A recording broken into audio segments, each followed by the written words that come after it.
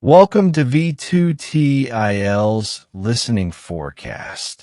In this test, you will practice a full IELTS listening forecast with audio, subtitle, and answers designed in the Cambridge exam style. The test includes Part 1 to Part 4, just like the real IELTS exam.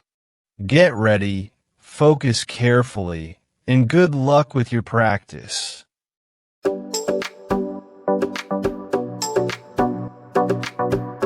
Now look at Part 1. Part 1. You'll hear a student asking for advice on her accommodation. First, you have some time to look at questions 1 to 6.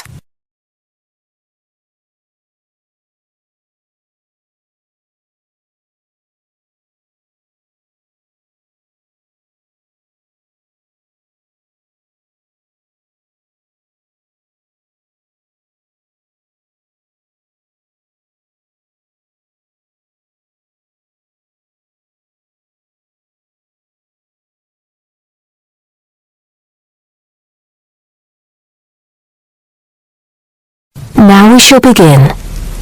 You should answer the questions as you listen, because you will not hear the recording a second time. Listen carefully and answer questions 1 to 6. Good morning. So, what can I do for you? Well, it's about the accommodation where I'm staying at the moment. First, can you give me your name and address, please? Yes, I'm Maria Dominguez, and the address is 12 Pine Tree Terrace. It's in Westcliff. I'm staying with 2 other students. There's actually 4 of us in the house, us 3 students and the lady who rents the house to us. So, is there a problem? Well, there are a few, actually.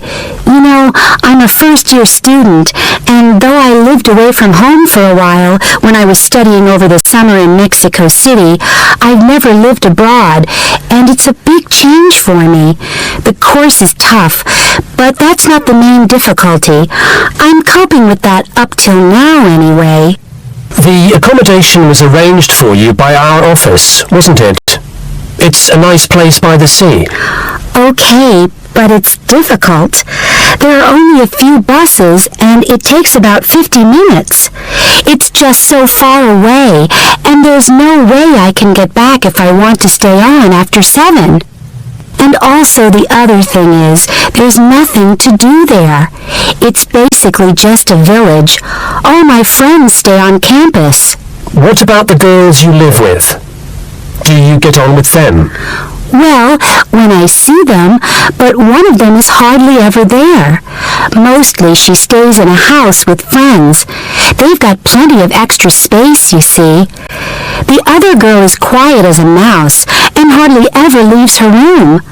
The landlady's friendly enough, though a bit forgetful, and she doesn't keep the place very clean. I don't have any real problem with her as a person, though.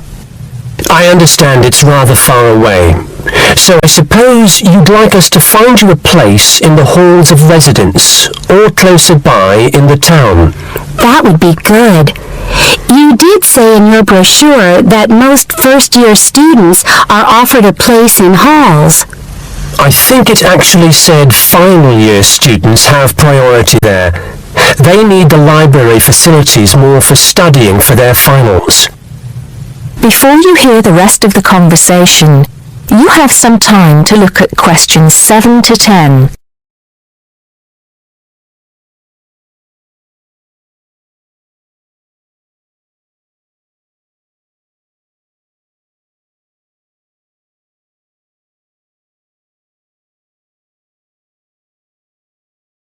Now listen and answer questions 7 to 10. Anyway, let's see what we can do. Just a moment, I'll check what might be free. Sometimes students drop out or move from halls, though we were full at the beginning of term. By the way, have you checked the student notice boards? You know there's one in each of the 4 colleges, don't you? There are often requests for people to share houses, and it can be quite cheap. No, I hadn't thought of that, but it's a bit of a risk living with complete strangers. Now, I see there's a room free in Hillside College. That's the one with the tall tower, right? That's it. It's the smallest college and has a reputation for being quite fun. Oh, but it's a shared room.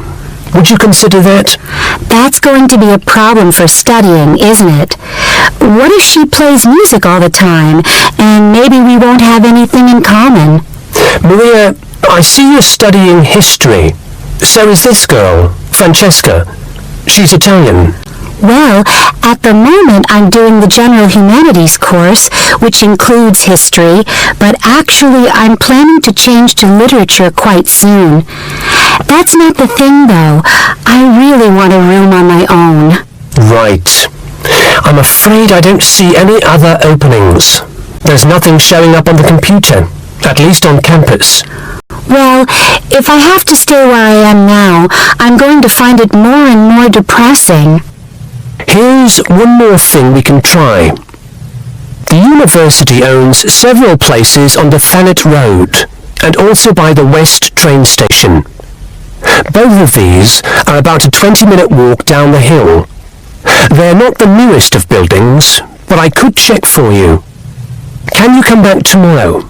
Oh, no, that's Saturday. What about Monday? Yes, sure. I'd really appreciate it if you could do something for me. Let's hope so. That is the end of part 1. You now have half a minute to check your answers.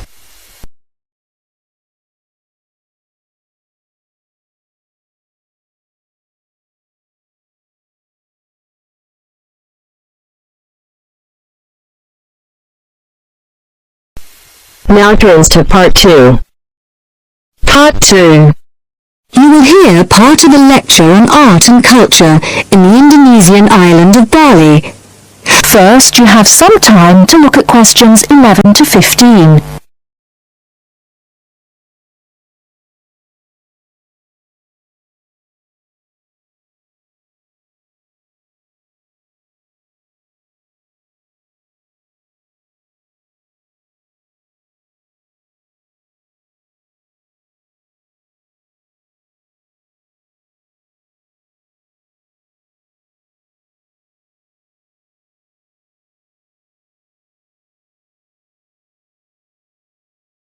Now, listen carefully and answer questions 11 to 15.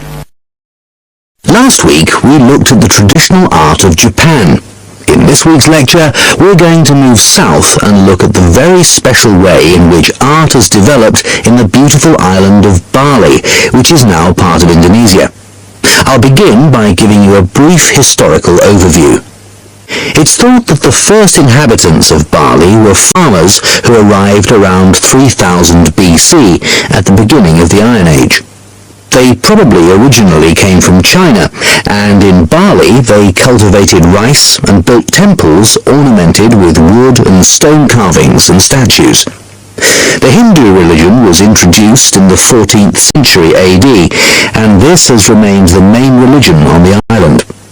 This was an important period in the artistic development of the island, when sculptors, poets, priests and painters worked together in the service of the ruling families. Rather than painting everyday scenes, artists concentrated on narrative paintings illustrating the epic stories of Hinduism. Bali's rich natural resources have always made it an alluring goal for merchants, and from the 17th century onwards, Dutch ships visited the island to trade in spices and luxury goods. Gradually, the old royal families lost their power, and eventually, in 1906, the Dutch East Indies Company was founded, and the island became a colony. In the 20th century, art then took on a very different role, as a tool accessible to everyone in the fight of the Balinese people against colonization, rather than as the property of a minority. Shortly after this, in the 1920s, stories of the beauty of the island of Bali began to spread around the world, and Balinese art underwent another vast transformation with the advent of tourism to the island. At first, this was only on a small scale, but it had important effects. Expatriate artists from Holland and Germany settled on the island, bringing paper, Chinese ink, and other new materials with them. They worked with local artists, encouraging them to experiment with concepts like naturalism, expressionism, light and perspective, as well as to move away from the traditional focus on narrative painting towards something closer to their own experience. When independence came in 1945, this desire for an art to match a new national identity became stronger, and the traditional narrative paintings started to give way to scenes showing the everyday life of the Balinese people, harvests, market scenes, and daily tasks, as well as the myths and legends of their history. Before you hear the rest of the talk, you have some time to look at questions 16 to 20.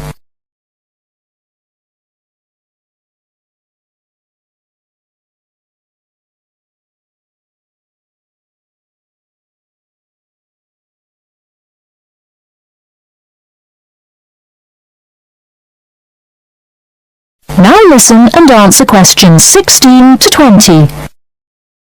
Many of the features that give this art its special place in the world today can be traced back to these historical roots.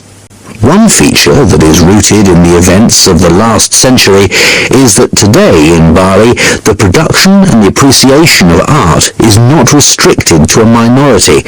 In fact, there is a famous saying that in Bali, everyone is an artist. And it's not considered that to make art or talk about art, any formal training is needed. Art is just produced as part of Balinese life. Even fruit salad is served with flowers strewn on top. One factor which has contributed to this productivity is Bali's fertility. Over the centuries, the rich soil and the fact that food and shelter are readily available has given the islanders the leisure to develop their arts.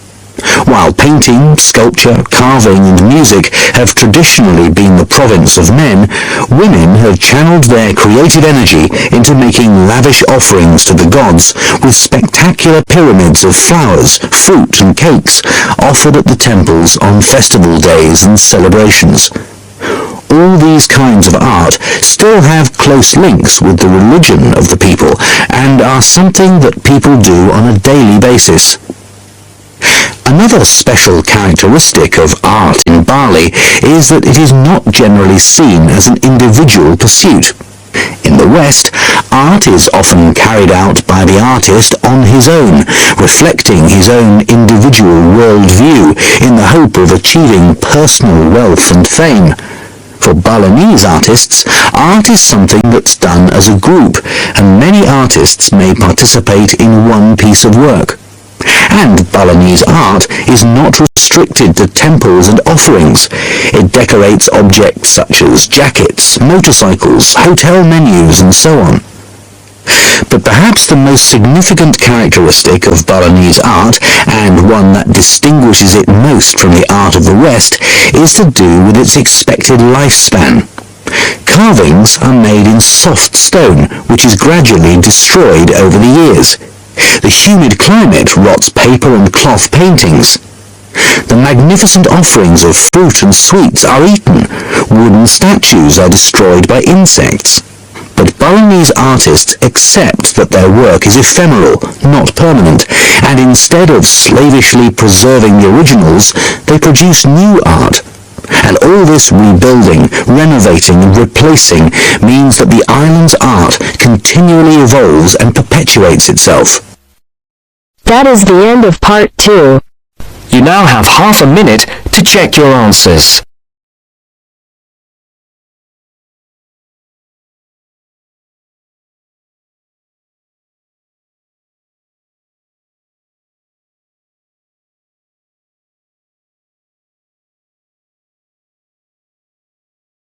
Now turns to part 3. Part 3. You will hear a student, Penny, talking to two friends, Ray and Louise, about a television competition Ray has entered called Travel Documentary. Before you hear the conversation, you have some time to look at questions 21 to 26.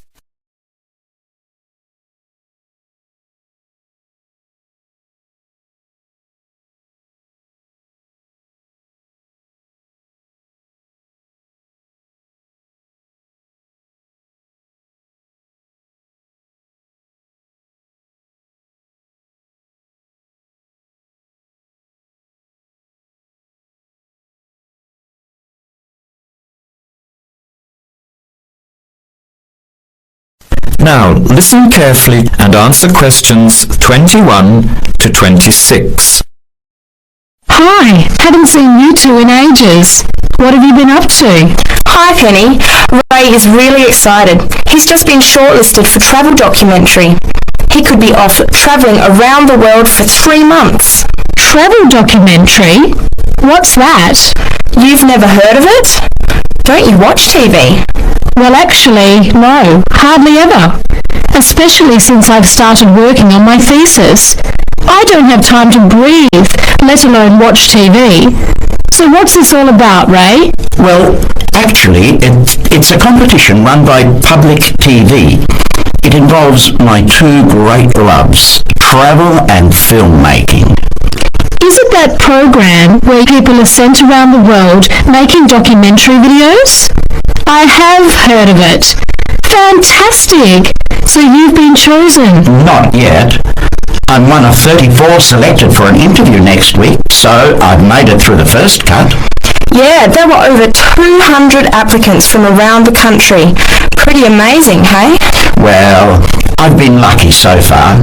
What's the next stage? 13 are chosen from the interview to do a 4-week training course in documentary filmmaking. Then, the 8 finalists get sent off with a video camera to travel around the world. Sounds incredible. What's the catch? The catch is that every 2 weeks, you have to send in a 10-minute video from a different part of the world. It's broadcast on TV along with the work of 3 of the other competitors and judged by a panel of experts and the TV audience. So you're under a lot of pressure. Wow, I guess so. You mean you're on television every 2 weeks? Yep, that's right. But first I have to be selected. Do you have to have any filmmaking experience to apply? Some background in photography or video making helps, but you're not supposed to be an expert. In fact, you can't apply if you've already worked in filmmaking. We all get the same 4-week course, so we start with the same skills. Can you go anywhere in the world you want?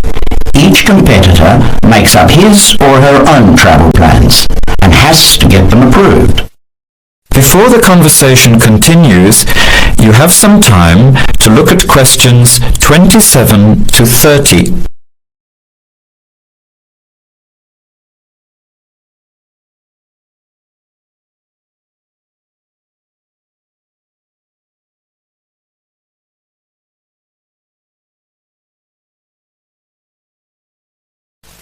Now, as the conversation continues, answer questions 27 to 30.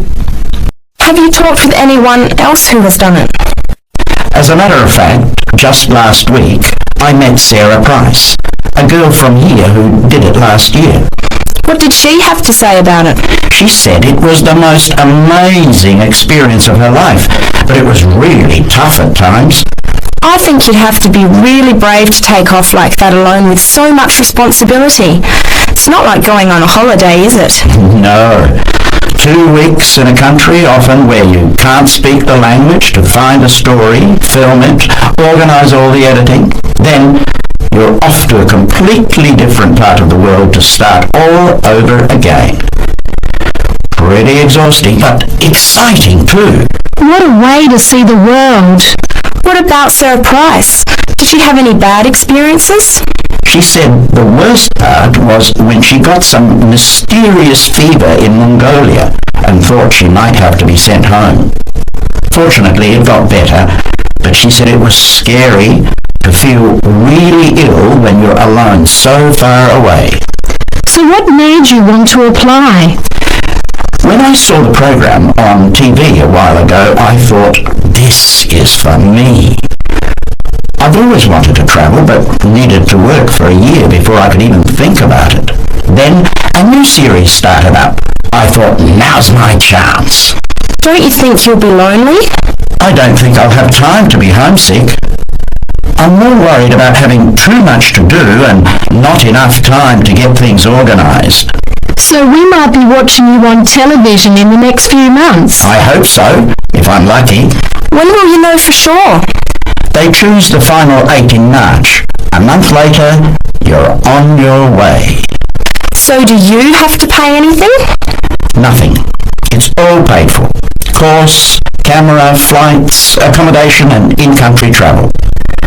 The budget is pretty tight though. No extras. I sure hope you get it. Then I'll be finding time to watch at least one program on television every week. That is the end of part 3.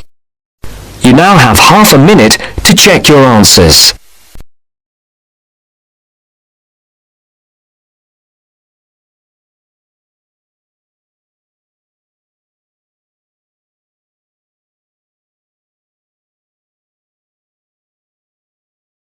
Now turn to section 4. You will hear a lecturer talking about the solar eclipse in history. First, you have some time to look at questions 31 to 36.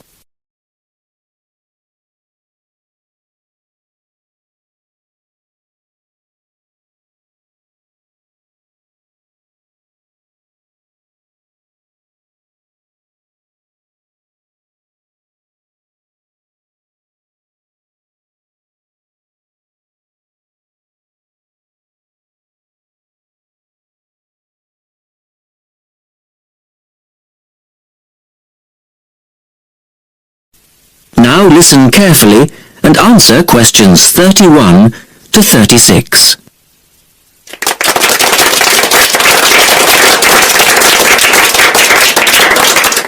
Good evening and welcome to this month's Observatory Club lecture. I'm Donald Mackey and I'm here to talk to you about the solar eclipse in history. 1,000 years ago, a total eclipse of the sun was a terrifying religious experience. But these days, an eclipse is more likely to be viewed as a tourist attraction than as a scientific or spiritual event.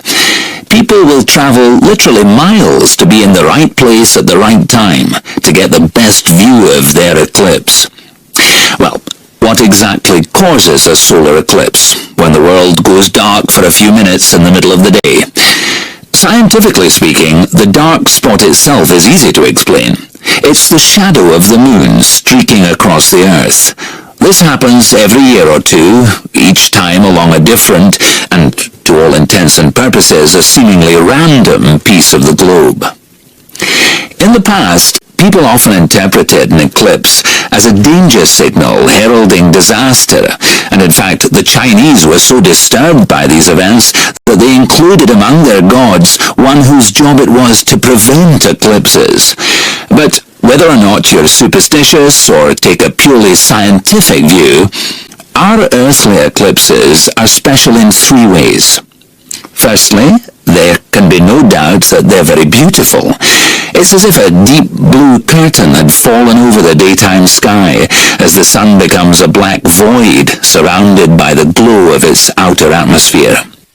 But beyond this, total eclipses possess a second, more compelling beauty in the eyes of us scientists, for they offer a unique opportunity for research.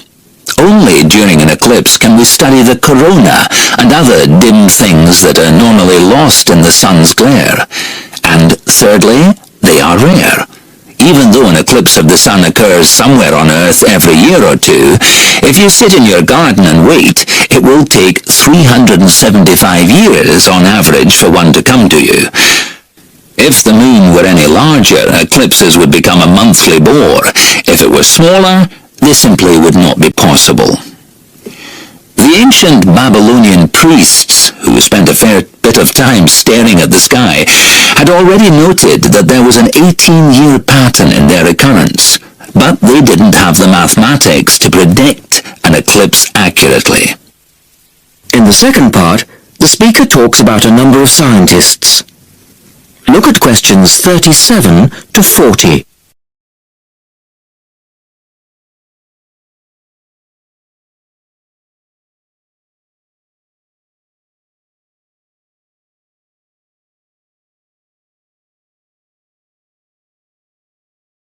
Now listen carefully and answer questions 37 to 40. It was Edmund Halley, the English astronomer, who knew his maths well enough to predict the return of the comet, which incidentally bears his name, and in 1715 he became the first person to make an accurate eclipse prediction. This brought eclipses firmly into the scientific domain, and they've since allowed a number of important scientific discoveries to be made. For instance, in the eclipse of 1868, two scientists, Janssen and Lockyer, were observing the sun's atmosphere, and it was these observations that ultimately led to the discovery of a new element. They named the element helium, after the Greek god of the sun. This was a major find, because helium turned out to be the most common element in the universe after hydrogen. Another great triumph involved Mercury. I'll just put that up on the board for you now. See, there's Mercury, the planet closest to the Sun, then Venus, Earth, etc. For centuries, scientists had been unable to understand why Mercury appeared to rotate faster than it should. Some astronomers suggested that there might be an undiscovered planet causing this unusual orbit, and even gave it the name Vulcan. During the eclipse of 1878, an American astronomer, James Watson, thought he'd spotted this so-called lost planet. But, alas for him, he was later obliged to admit that he'd been wrong about Vulcan and withdrew his claim. Then Albert Einstein came on the scene. Einstein suggested that, rather than being wrong about the number of planets, astronomers were actually wrong about gravity. Einstein's theory of relativity, for which he is so famous, disagreed with Newton's law of gravity in just the right way to explain Mercury's odd orbit. He also realized that a definitive test would be possible during the total eclipse of 1919, and this is indeed when his theory was finally proved correct. So there you have several examples of how eclipses have helped to increase our understanding of the universe. And now let's move on to the social aspects, and I think you'll find That is the end of part 4. You now have half a minute to check your answers.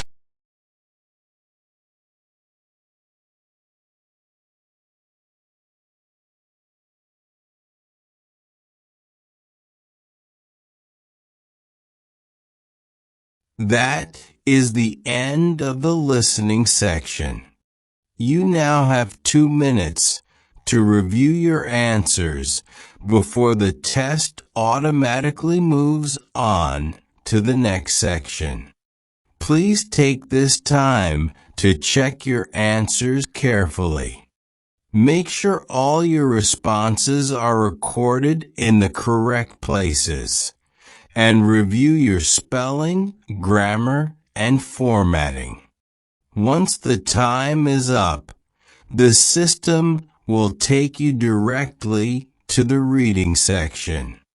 Please remain seated and stay focused. The next section will begin shortly.